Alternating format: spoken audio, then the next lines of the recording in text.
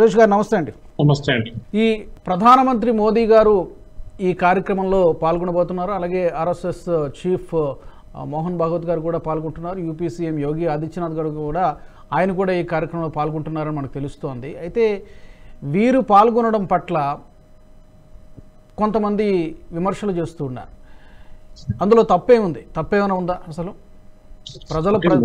మోదీ గారు ఒక్కరే కాదండి, యోగి ఆదిత్యనాథ్ గారు ఒక్కరే కాదు, మోహన్ భాగవత్ గారు అవును, అట్లానే ఆల్మోస్ట్ ఒక 2000 నుంచి 3000 విఐపీలు ఆ రోజు మందిరంలో ఉంటారు. దాని తర్వాత బయట కూడా అందరం బయట మిగతా ఇన్వైటీస్ కూడా ఉంటారు ప్రాణ ప్రతిష్ఠ టైం.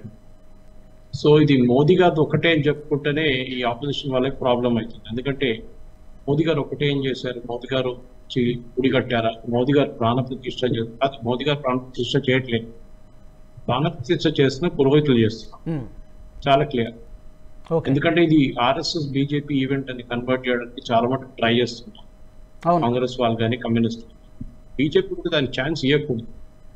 మోదీ గారు కాదు, మోదీ గారు ఒక్కరు దీంట్లో ఇన్విటేషన్స్ వెళ్ళింది ఆల్మోస్ట్ 10,000 మందికి ఇన్విటేషన్స్ వెళ్ళారు. వాళ్ళందరూ వస్తారు దీనికి. మోదీ గారు ఉంటారు, మిగతాలు ఉంటారు, విఐపీస్ ఉంటారు, స్వామిలు ఉంటారు, ఓకే, చీఫ్ మినిస్టర్స్ ఉంటారు, చాలా మటుకు అందరు వస్తున్నారు, వివిఐపీలు అందరు వస్తున్నారు. మోదీ గారు కూడా ఉంటారు. అంతే. దానికి ఇప్పుడు మోదీ గారు వస్తున్నారు, దానికి వ్యతిరేకించాలని చెప్తే యాక్చువల్లీ బీజేపీ వాళ్ళు ఒక ఛాన్స్ ఇస్తున్నారు. వాళ్ళు ఇవ్వకూడదు ఛాన్స్. ఇది ఒక దేశానికి ఒక 500 సంవత్సరాల తర్వాత ఒక అన్రియలైజ్ డ్రీమ్ రియలైజ్ నిజంగా అవుతుంది. అది నడుస్తుందని చెప్పాలి.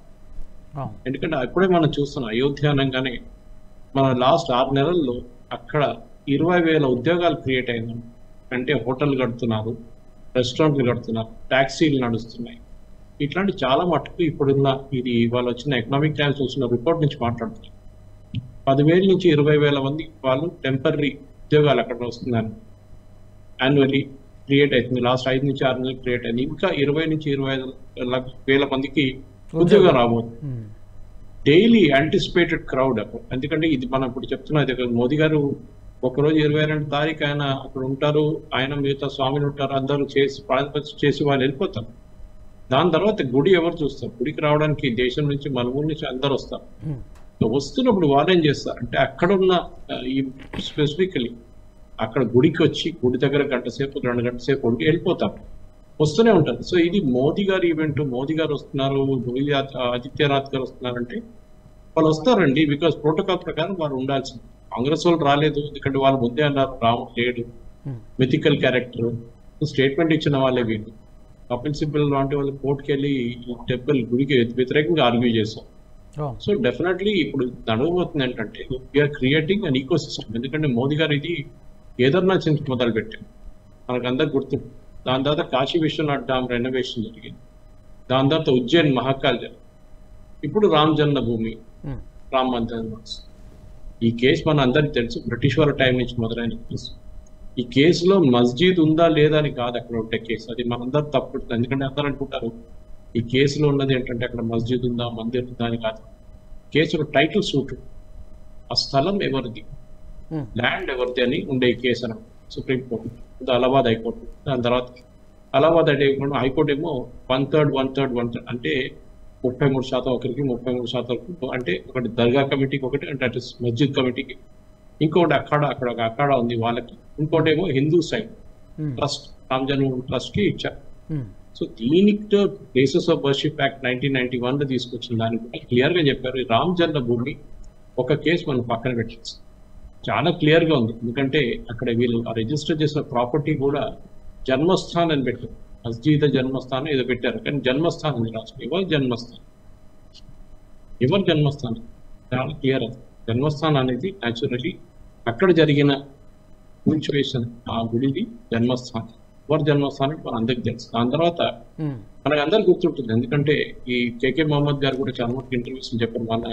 నేను కూడా ఆయన ఇంటర్వ్యూ చేశాను, చాలా క్లియర్ గా ఏం చెప్పారంటే అక్కడ వాళ్ళు ఎక్స్కవేషన్ చేసాం. అంటే ఫస్ట్ కమిటీ 1970 టైంలో చేశారు. So BB Lal archaeological survey of India team lead చేశారు. ఆ టీం కూడా చాలా మటుకు అక్కడ పాత గుడి ఉంటే ఆ గుడి నుంచి ఉన్న హిందూ ఐడల్స్ అని చాలా దొరికింది గణేష్.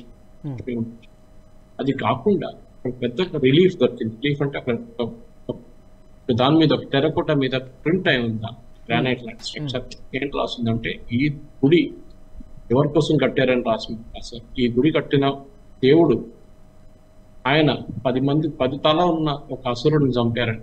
సో చాలా క్లియర్ అయిపోతుంది అది ఎవరని. ఈ గుడి బాలి చంపిన దేవుడిదని చెప్పారు. So again lord Ram. So problem ఎక్కడ వస్తుందంటే ఇప్పుడు కాంగ్రెస్ వాళ్ళకి కానివ్వండి, కమ్యూనిస్ట్ వాళ్ళకి కానివ్వండి, ఈవెన్ అఖిలేష్ యాదవ్ ప్రాబ్లం ఎక్కడ వస్తుందంటే వీళ్ళకి హిస్టరీ యాక్సెప్ట్ చేయడానికి వీళ్ళు రెడీగా లేరు. ఇప్పుడు జరిగిన తప్పులు ఇప్పుడు ఎందుకు తీసుకొస్తున్నారంటే అది ఇంగ్లీష్లో అంటారు, ఇప్పుడు దాకా జ్యూస్ వాళ్ళ మీద జరిగిన అత్యాచారం ఇవాళ దాకా మర్చిపోలేదు, ఎక్కడ మర్చిపోలేదు. వాళ్ళు ఇప్పుడు కూడా గుర్తు చేస్తుంటారు. వాళ్ళ హోలోకాస్ట్ మ్యూజియం చూడండి, ఇక్కడ మర్చిపోతే మనం మళ్ళీ జరగవచ్చు మన మీద అతి అత్యాచారం. సో దానికోసం చాలా క్లియర్ ఈ జరిగినదేమో జరిగిపోయింది అంతే. కానీ ఎందుకు జరగకుండా ఉండడానికి కాశీ అంటారు, మథురా అంటారు. సరే దాని కేసెస్ నడుస్తుంది, హైకోర్టు వస్తుంది, సుప్రీంకోర్టు దాకా వెళ్ళింది. కానీ అదే ఒక గుడిది స్ట్రక్చర్ ఏముండే అని కాదు డిస్ప్యూట్, ల్యాండ్ టైటిల్ డిస్ప్యూట్. అదైతే చాలా క్లియర్ అయిపోయింది. సుప్రీంకోర్టు చెప్పారు, ట్రస్ట్కి ఏమన్నారు గవర్నమెంట్ దగ్గర, గవర్నమెంట్ ట్రస్ట్కి ఇచ్చారు. మోదీ గారు కట్టలేదు కదా, మోదీ గారు కాదు కదా ట్రస్ట్ మెంబర్. మళ్ళీ మోదీ గారు గుడి కట్టిస్తున్నారు, ఇది ఆర్ఎస్ఎస్ ఇవ్వండి, బీజేపీ దాంట్లో లాజిక్ అర్థం కాదు. అంటే మోదీ గారు రాకుంటే కూడా వీళ్ళేమంటారు, అప్పుడు కూడా అదే అంటారు. అంటే వీళ్ళకి ఏంటంటే ఎవరైనా కాషాయ వేషం వేసుకుంటే వాళ్ళు బీజేపీ వాళ్ళు, ఆర్ఎస్ఎస్ వీళ్ళు స్వామిని దొరుకుతారు. ఇప్పుడంతా 4 శంకరాచార్య, దాంట్లో 3 అయితే చాలా క్లియర్గా చెప్పేశారు, మాకు దాంతో ఏ వ్యతిరేకత లేదు, మేము కూడా వస్తుండే కానీ మాకు కొన్ని కారణాల వల్ల మేము రాలేదు. ఎందుకంటే మనకు తెలిసి పీఠాధిపతులు వస్తే వాళ్ళకి ఒకరికొకరికి పడదు, వాళ్ళు వస్తే అందరికీ వాళ్ళకే ఫస్ట్ ప్రయారిటీ ఉందంట. కానీ ఇట్లాంటి సిచ్యువేషన్ లో ఇంత వేలాది మంది వస్తున్నప్పుడు ప్రిఫరెన్స్ ఇవ్వలేము వాళ్ళకి, కుంభాభిషేకం చేయడం కానీ ఏదైనా కానీ. సో ఈ కాంగ్రెస్ వాళ్ళు వ్యతిరేకించిన దానికి మనం దాన్ని అసలు సీరియస్ గా తీసుకో. కానీ వాళ్ళకి పెద్ద దెబ్బ తగ్గిపోతుంది. ఎందుకంటే ఆల్రెడీ గుజరాత్ లో చూస్తున్నాం, వాళ్ళ పార్టీ నుంచి చాలా మంది రాజీనామా చేసి బీజేపీలో జాయిన్ అయ్యారు. ఇంకా హిమాచల్ ప్రదేశ్ లో జరగబోతుంది, మిగతా రాష్ట్రాలు కూడా, నార్త్ ఇండియన్ స్టేట్స్ లో ఇది డెఫినెట్ గా జరగదు. మనం చూసే ఇవాళ కూడా మోదీ గారు మా ఊరికి వెళ్ళారు, త్రిశూర్ వెళ్ళారు, గురువాయూర్కి వెళ్ళారు. గురువాయూర్ పక్కన ఇంకా త్రిపురయార్ అనే ఒక ప్లేస్కి వెళ్ళారు. అక్కడ శ్రీరామ స్వామి గుడి ఒకటి చాలా పాత 12th century గుడి, అక్కడికి వెళ్ళారు మోదీ గారు. ఎందుకు వెళ్ళారంటే రాముడి దాని కనెక్షన్ అయోధ్య ఒకటే కాదు, రాముడు అనేది ఇండియాలో, భారతదేశంలో మూలకు ఎక్కడైనా వెళ్ళినా కానీ ఆ రాముడు ఉన్నాడు, ఇక్కడి నుంచి వెళ్ళిండు, ఇక్కడ స్నానం చేసిండు, ఇక్కడ తపస్సులు చేసిండు అని చెప్పేసి చెప్తూనే ఉంటాను. అది చాలా ఇంపార్టెంట్. మనం ఇప్పుడు ఆ హిస్టరీ మర్చిపోకూడదు. దీంట్లో పాలిటిక్స్ ఆడుతున్నది ఓట్ల కోసం ఆడుతున్నారని అందరికి తెలుసు. చాలా ఈ వీడియో మీకు నచ్చినట్టయితే లైక్ చేయండి, 10 మందికి షేర్ చేయండి. అలాగే కామెంట్ల రూపంలో మీ అభిప్రాయాలను మాతో పంచుకోండి. Nationalist hub group of channels ను సబ్స్క్రైబ్ చేసుకుని తెలుగునాట జాతీయవాద జర్నలిజాన్ని ప్రోత్సహించండి. ఈ వీడియో కింద ఉన్న బెల్ ఐకాన్ పై క్లిక్ చేయడం మర్చిపోవద్దు.